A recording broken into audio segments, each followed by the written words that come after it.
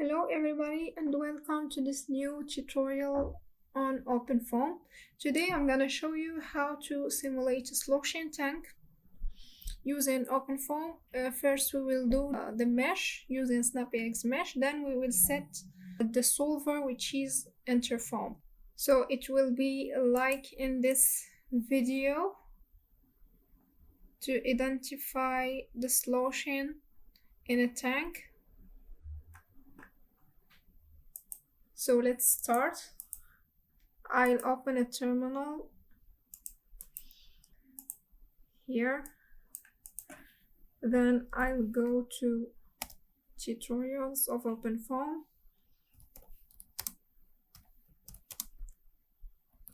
Sloshing. So it's here in multi-phase interFoam Sloshing Cylinder. I'll copy it in my folder. CPR. So here we have the folder of Sloshing Cylinder. So we have here constant, the 0 folder. We have the snappyHexMesh and the block mesh for the outer domain. And in constant we have trisurface.obj file, which constitute the cylinder. So I'll open it in PowerView just to show you the .obj.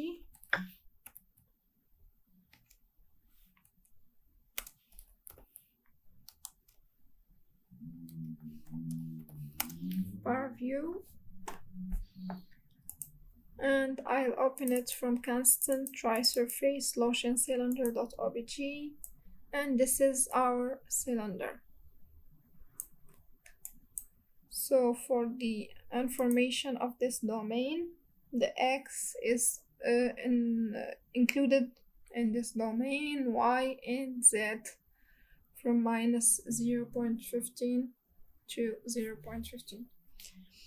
So this is the domain that we gonna mesh using snappyHexMesh. So let's now go and check the snappyHexMesh. So it will include this file. Let's check this file.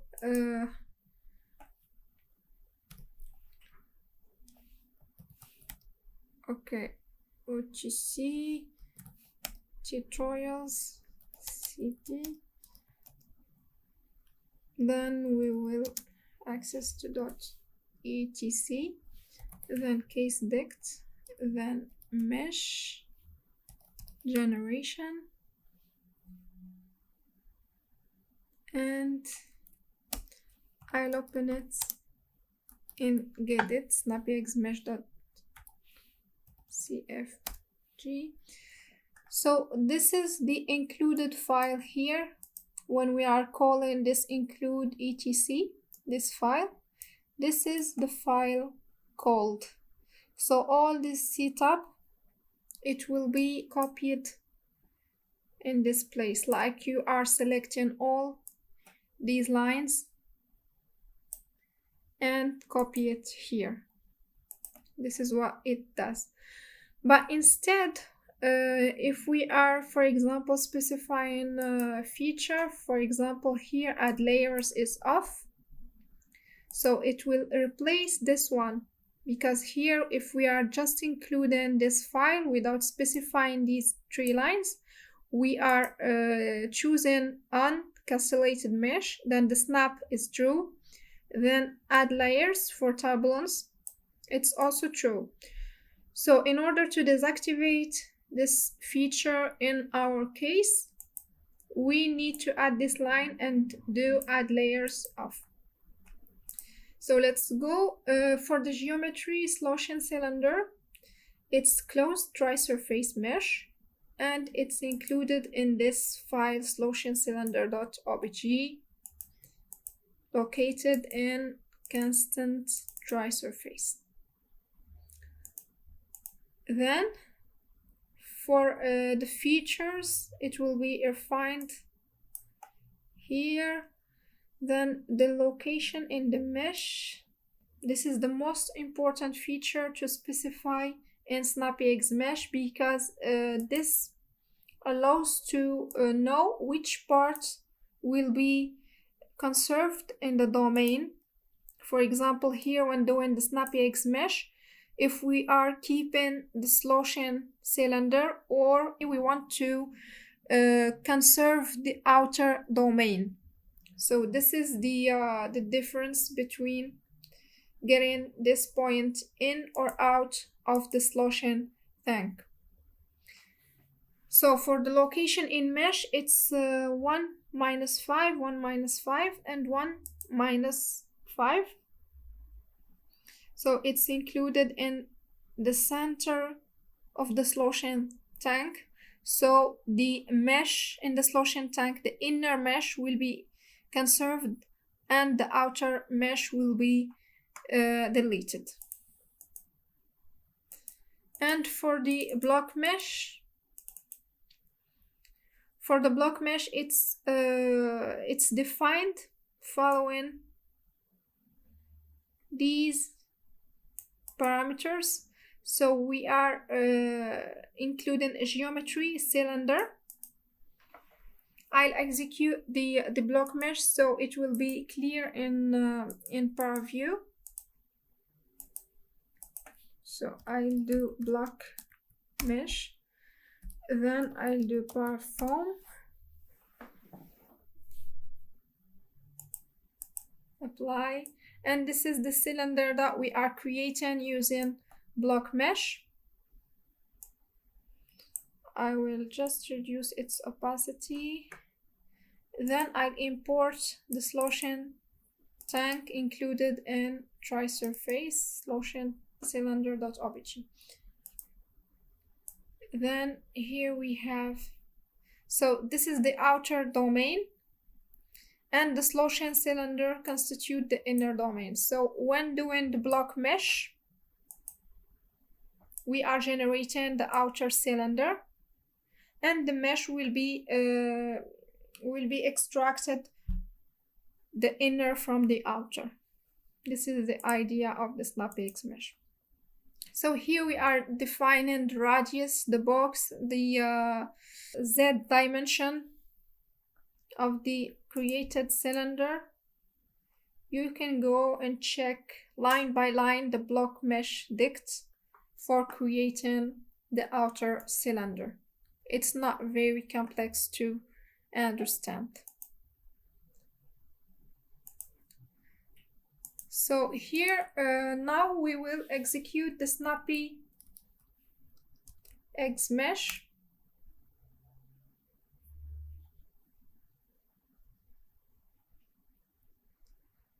So now it's ready. We have these created folders for the mesh. So now I'll run OpenFoam again. Apply. So this is 0 at time 0. Then surface with edges. This is at time equal to 0. I'll do a slice to show you surface with edges. So this is at time 0. Then here when extracting the sloshing tank, then the last time is for doing the snapping here, because as you can see it's not very smooth in the layer. So here we are applying this command, which is snap on. So we have the smooth layer in the boundary. So this is all for the mesh. Let's now go and set the solver. We have here in 0, we have a laminar case, so we don't have the parameters of turbulence. we have U for velocity, P for pressure, and alpha water is for the volume fraction of water. So for the velocity, here also we are including an etc file. So let's go and look into it. CD.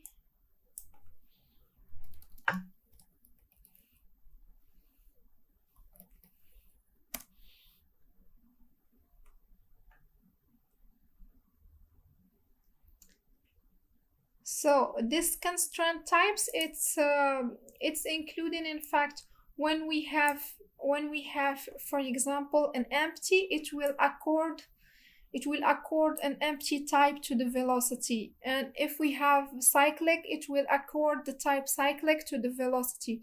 So this is the if it's symmetry plane, it will conserve it. In fact, it accords the appropriate value of velocity to the corresponding boundary. So this is why it's included here. So in the wall, we have we define the moving wall because we have moving cylinder, but its value, it's equal to 0 because we will treat the movement of the Sloshing cylinder using dynamic mesh. For the pressure, it will be fixed flux pressure, and alpha 0 gradient, but we will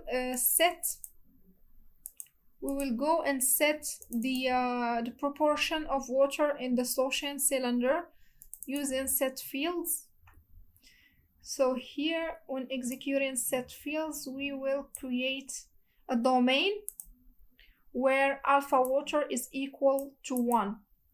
So now we can check without executing set fields. We can go and do perform.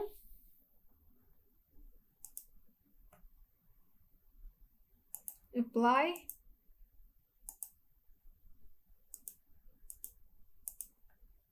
So here, just to check. So here we have only the mesh. I'll copy it from here to constant. Polymesh. Then I'll remove these two folders. And I'll refresh perform. Apply. Okay, so here we have alpha water is equal to 0, so we don't have water in our domain. So this is why we will apply set fields here. So we are choosing a box with these dimensions, and we are specifying in this box alpha water equal to 1. So let's do set fields. It's done. Let's now check in perform. Apply alpha water, and here we have, it's like a box here. It was a box cut from this cylinder where alpha water equal to 1. So now we have our alpha water, and we can check. In 0, we have a new file called alpha.water. It contains for each point in the domain the value of alpha water, whether it's 1 or 0. For 1, when it's located, when the point is located in this zone, and it's 0 when it's located in the other zone. And here we have the constant. Let's start with transport properties. So we have water and air for 2 phases. For the water, is the transport model chosen is Newtonian. we specify the viscosity of water and the density. Also the same for air. Transport model is Newtonian. Viscosity of air, then the density. Then here the sigma, it's the surface tension between water and air. Then for the gravity, it's specified at value equal to 0, so it's not considered in this case. You can add it depending on the direction of your flow. So the orientation of the sloshing tank. So for the turbulence, we have laminar flow. Then here for the dynamic mesh, this is the most important to set up the movement of the sloshing cylinder. So here we are specifying the dynamic mesh, dynamic motion solver FV mesh. Then the solid body, which is the sloshing cylinder. Then here we are specifying that we have multi-motion because we will specify an oscillation and rotation. So for the oscillating linear motion coefficient, it will be performed following this omega, this velocity, angular velocity, and the amplitude will be following the direction of x, and it's equal to 0.1. Then the rotation will be centered in this origin following the axis of z and with the same omega as for the linear motion. So here we have like a combination of two types of motion, which is oscillation and rotation. So we will see later what happens when we will deactivate the rotation or deactivate the oscillation. So now let's just keep it this way with a combined motion and run our simulation to see what's going on.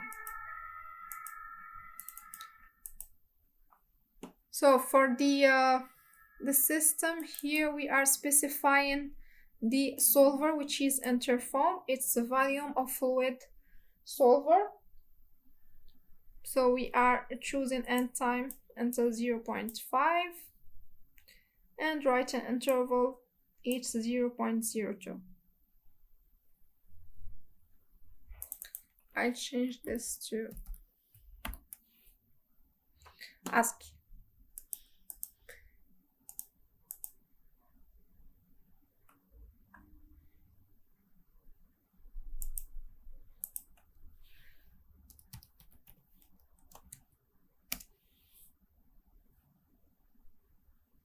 So now when it's done, let's visualize the results in Power View.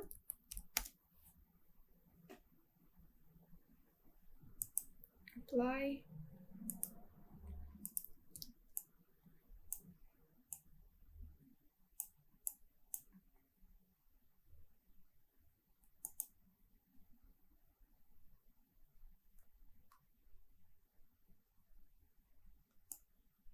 So as you can see here, we have linear oscillation combined with the rotation of the cylinder.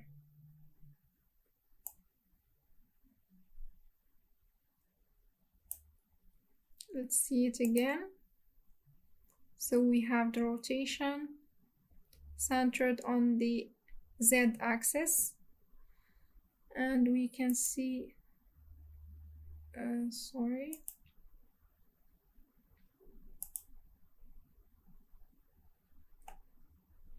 we can see the linear oscillation as well following the x-axis.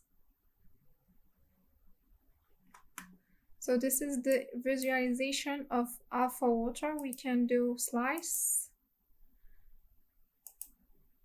Let's see.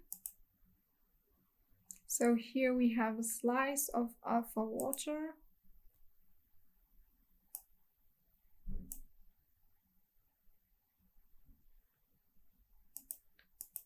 We can visualize the velocity as well. So what if we want to eliminate the rotation and keep only the oscillation? I have already some tested cases. So here in the dynamic mesh, I kept only the oscillation part without the rotation. So now if we want to visualize this,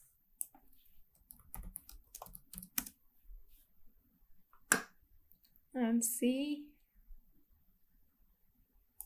apply.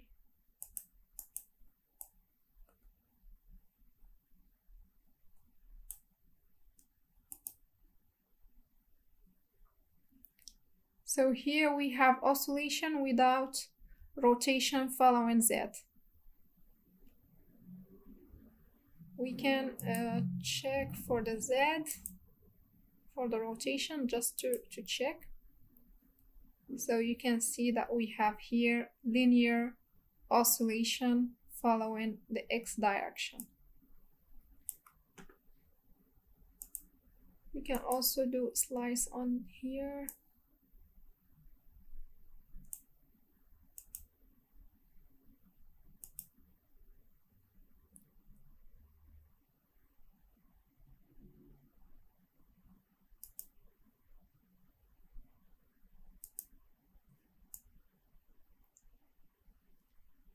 So the slice,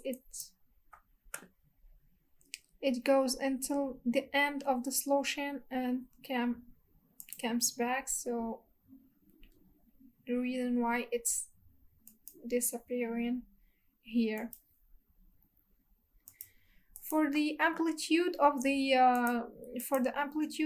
movement, here we have 0.1. When increasing this amplitude, for example, to 1, the movement of the Sloshing cylinder will be higher, and you can also change the velocity of the oscillation, or change the direction. For example, here we have following the X direction. You can change it to Z or Y, or you can instead eliminate the oscillation and keep only the rotation. So it depends on your need and the physical parameters and the domain that you have to simulate for your Sloshing cylinder. So this is all for this video. Thank you for watching, and see you in next video.